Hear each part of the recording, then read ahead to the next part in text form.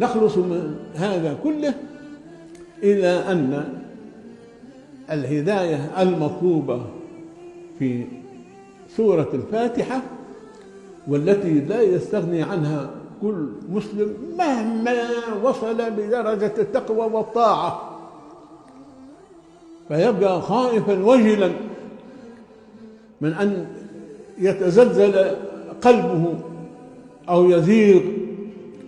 ولذلك أيضا لقننا الله بالدعاء الكبير العظيم: ربنا لا تزغ قلوبنا بعد إذ هديتنا وهب لنا من لدنك رحمة إنك أنت الوهاب.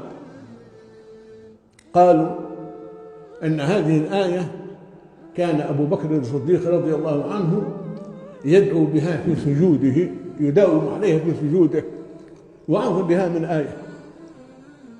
نسأل الله سبحانه وتعالى أن يثبتنا بالقول الثابت في الحياة الدنيا وفي الآخرة، ونعوذ به من الكفر بعد الإيمان، ومن الزيغ بعد الضلالة، ومن السلب بعد العطاء.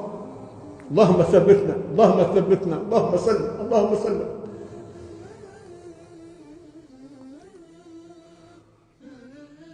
اهدنا الصراط المستقيم.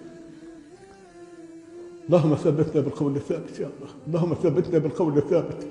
اللهم لا تزغ قلوبنا بعد إذ هديتنا وهب لنا من لدنك رحمة إنك أنت الوهاب.